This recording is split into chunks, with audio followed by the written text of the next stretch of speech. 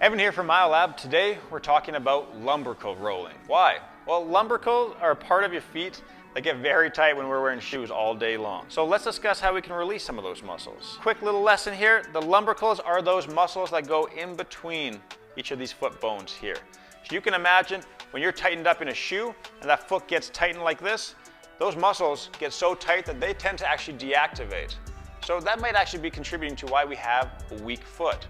If you're having a hard time gripping and rooting your foot in an exercise, perhaps you're just having plantar fascia pain or just fatigue at the end of a long day, take a look at this real simple exercise. All we're going to need is a golf ball. For this, we're going to go ahead and put the golf ball right now between our first and our second toe. So just down from the actual toenail itself, come towards the base. Other foot is going to go on top of it to apply some force, and we're lightly going to be rolling that up and down. You're going to find quite a bit of tenderness with this, and you will notice a difference from foot to foot as well. You can roll up as high on the foot as you want, but please make sure that you are staying in the muscle groove. There's no point of actually rolling on top of the bone, of course, that won't release anything. So you can see through here, we want to roll on that muscle, that, and that. So we have 1, 2, 3, 4 spots to roll to get our entire 4 lumbricals.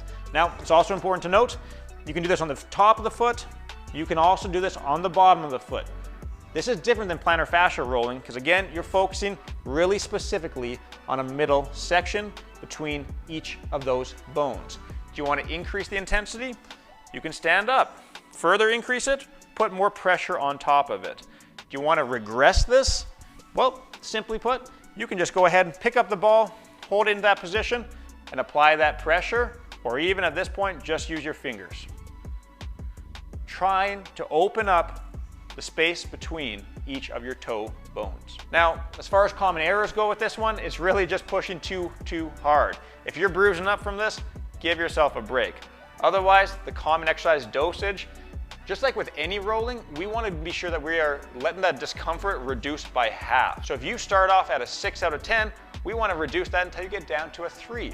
Most science and research has shown us you can reduce the discomfort by half in about 3 to 5 minutes. If you don't have that time, please don't engage in this exercise. Any questions? Great. Send us an email at info@myolab.ca, comment below, or send us a message over to Instagram.